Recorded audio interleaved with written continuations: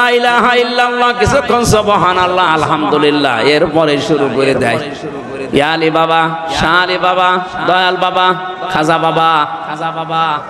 এত স্পষ্ট কথাগুলো নাম ধরে বলার পরও যদি ঠাকুরবার মানুষগুলো না বোঝে, আমার মনে হয় এদের বিবেকের উপরে কুকুরে পোশাক করে, কুকুরে পোশাক। আর কিভাবে বলা যায় বলেন তো, বলা যায় বলেন তো?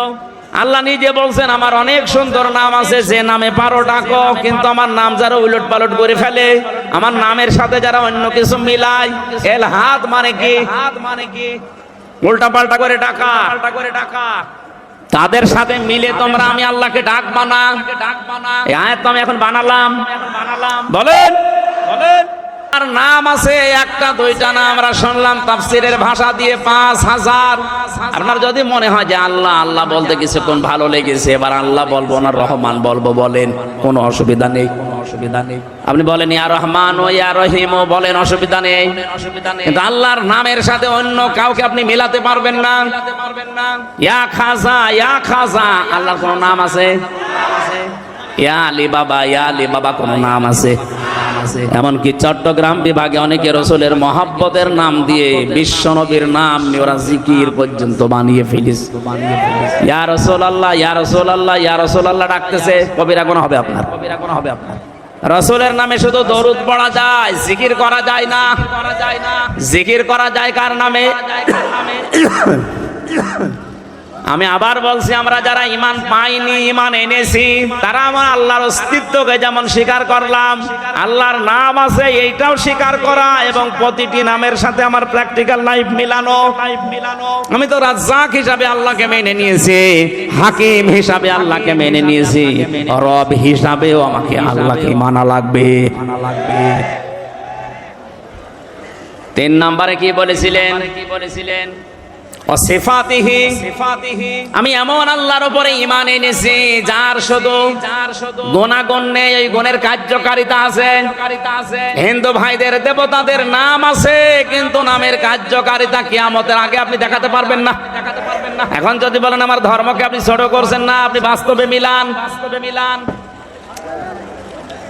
আমি যতটুকু বাস্তবে দেখেছি, এদিকে তাকান, এদিকে তাকান।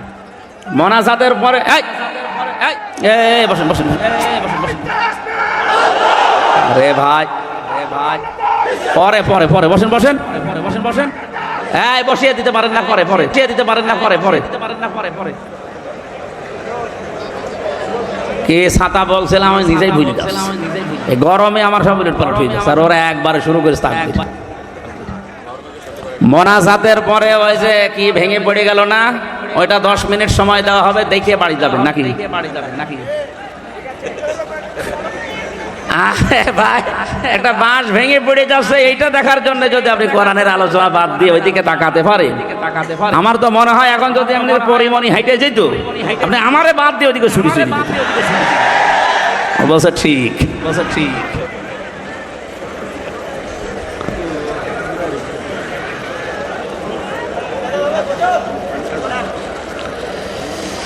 মুসলমান ভাইরা, আমরা বোঝাচ্ছিলাম আল্লাহ রাব্বুল আলামিন যে নামগুলো নিয়েছেন, নামের সাথে আমরা পরিচিত হয়েছি গুণাগুণের সাথে।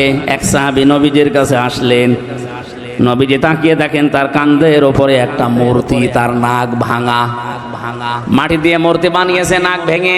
নবীজি বললেন তোমার এই দেবতা, এই মূর্তির নাক ভাঙা কারণ কি? লোকটা বলে ইয়া রাসূলুল্লাহ, এটা আমার মূর্তি না, এটা আমার দেবতা, খোদা। এটা সব সময় আমি সঙ্গে রাখি, না জানি কখন কোন বিপদে পড়ি। বিপদ থেকে বাঁচার জন্য আমি সব সময় সাথে রাখে। হঠাৎ আমার প্রসাব পায়খানার প্রয়োজন দেখা দিয়েছে, খোদাকে নিয়ে তো আর পায়খানায় যাওয়া যায় না।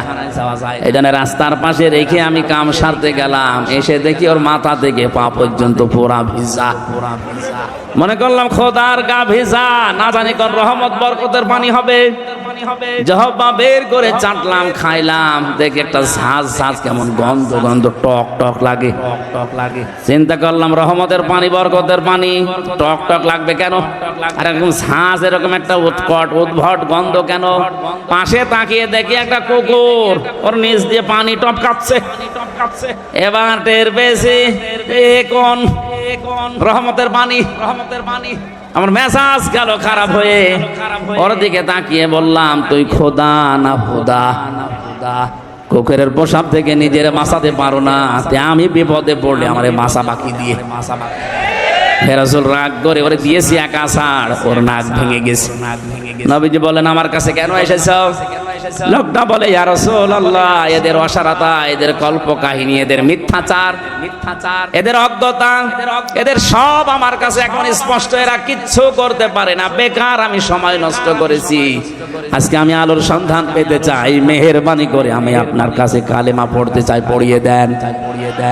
আর যারা মানুষ হিসাবে এলাকায় বসবাস করছেন, অন্য জাতিতে যারা আছেন, চ্যালেঞ্জ দিলাম, আপনি যে নাম দিয়েছেন আপনার দেবতার, ওই নাম পর্যন্ত সে ইসলামের কোন গুণাগুণ কার্যকারিতা আপনি দেখাতে পারবেন না। মনে করেন দুর্গা ফসলে বরকত দেয়, দুর্গা রেখে আপনি ফসলের ভেতরে রেখে আসেন, ফসল সহ দুর্গা চুরি হয়ে যাবে। আমি কি বানিয়ে বলছি? এই যে মোবাইল ঘড়িটা, যদি মনে করেন দুর্গা এটা পাহারা দেয়, আপনি এই ঘড়ি সহ দুর্গা এখানে রেখে চলে যান, সকালে এসে দেখবেন দুর্গাও নেই, ও ঘড়িও নেই। আমরা এমন আল্লাহর উপর ঈমান এনেছি, তার এমন নাম আছে, নামের গুণাগুণ আছে।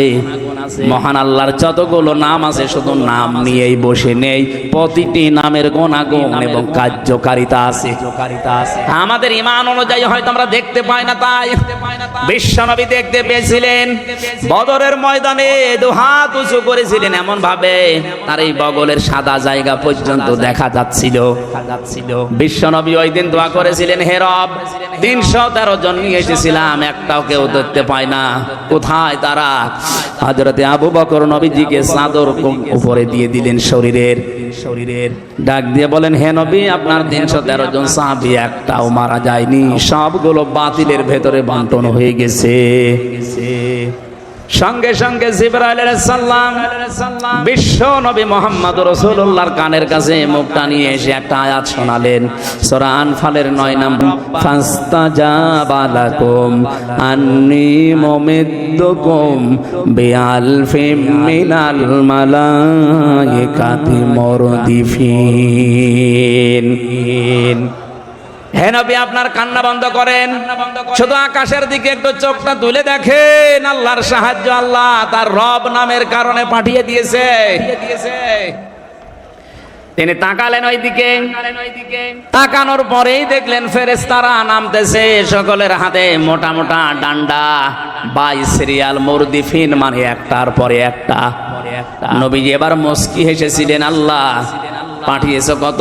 আল্লাহ পাক বলেন 1000। নবীজির মন শান্ত হয়নি, আল্লাহ পরবর্তীতে আয়াত নাজিল করে বললেন 3000। এরপরও নবীজি সান্ত্বনা পাচ্ছিলেন না। আল্লাহ পাক সর্বশেষ সূরা আলে ইমরানে আয়াত নাজিল করে জানালেন, হে নবী, আমি 5000 পাঠিয়েছি। বদরের ময়দানে আপনার সৈনিক মাত্র 313 জন, আর ওরা গেছিল 1000।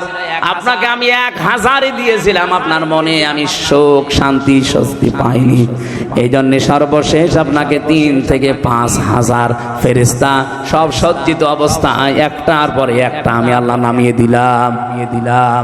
ফেরেশতা যে নাজিল হয়েছিল তার বাস্তব প্রমাণ নবীদের কাফের ছিল ওই সময় এক চাচা, হযরত আব্বাস। তিনি মুসলমান হওয়ার পরে এসে বলেছিলেন, ভাতিজা, তুমি তো জানো আমি তোমার চাচা কেমন শক্তিশালী, কেমন শৌখিন, সোনার বোতাম আমি ব্যবহার করতাম। ময়দানে তোমার যে সৈনিকগুলো, আমি তো সবগুলোই চিনি।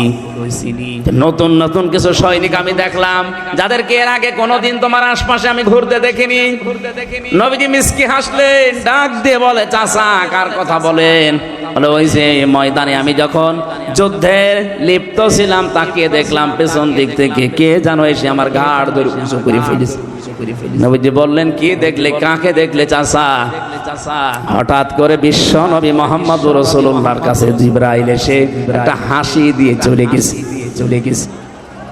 জিবরাইলের এই চিহ্নটা দেখার পরে নবীজির চাচা আব্বাস বলেছিলেন, ভাতিজা, এই যে কিছুক্ষণ আগে একটা সৈনিক দেখলাম, কোথায় গেল? এখন আর তো দেখতে পাই না।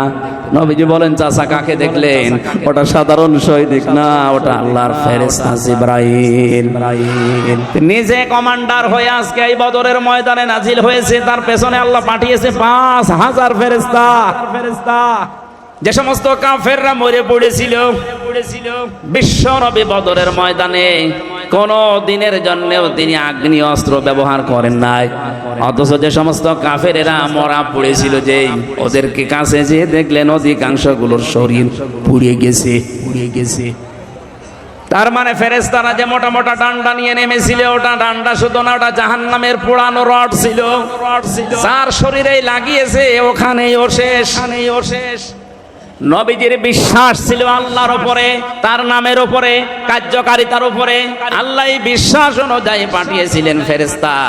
আমাদের ওই পর্যায়ে যায় না, এই জন্য ফেরেশতাও আসে না, আমরা দেখতেও পাই না। কিন্তু আমরা বিশ্বাস করি বদরের ময়দানে যে ফেরেশতা এসেছিল শুধু বদরের জন্য না, এই যে তাসতাগীসুনা, এটা মোসারে, বর্তমান ভবিষ্যৎ, প্রেজেন্ট ফিউচার, কিয়ামত পর্যন্ত আজটা থাকবে।